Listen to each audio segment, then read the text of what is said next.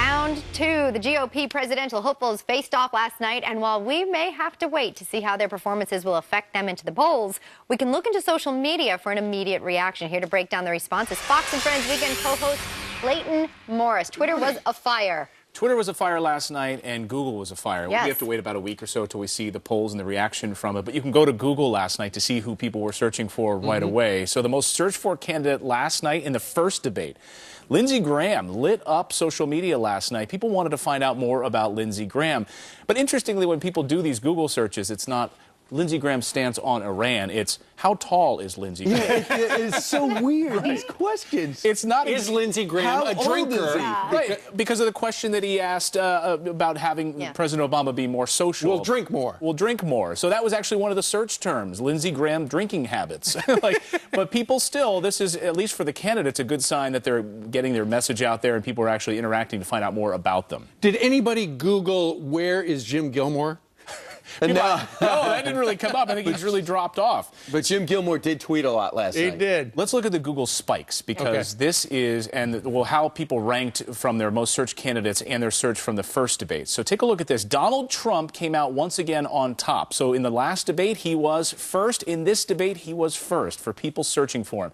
Carly Fiorina, of course, wasn't in that or in the main debate last time. She came in 2, so rocketed. I mean, like a huge rocket for Carly Fiorina from that first search to there, and then Jeb Bush third. He came in, he did a little bit better than he did the last time for search results. You know, it's interesting because a lot of this is definitely reflective to the time in which they had to speak, because Trump was number 1, number 2 was Jeb Bush, he's number 3 there, and Governor Huckabee got the least amount of time, and he's last in terms of search. Right. How did Twitter receive the candidates? So Twitter, it was fascinating to watch. You see this thread of Carly Fiorina. I mean, Carly Fiorina did well in search results, and she was the most well-received on Twitter as well. Carly Fiorina doing really well.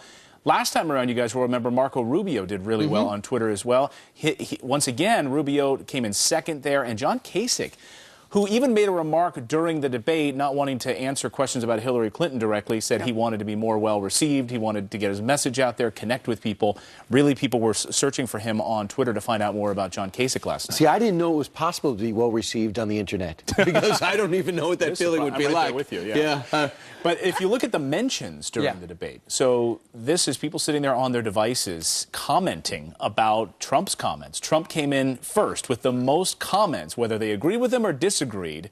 We can parse that a little bit later, but 139,000 mentions for Donald Trump, and Carly Fiorina came in second, Bush third. Regarding the Google searches and Bush, how many of them were Bush pot use? Because that was one of his funny lines in the back half of the how many times was that third hour of the debate? So we saw a huge spike, and coming up next hour, we're going to show you some of the Google spikes on specific search terms. One of them, I mean, Google exploded last night for Jeb Bush on that comment about apologizing to his mom for the pot use. So we'll show you that spike. You're not going to believe it a little bit later.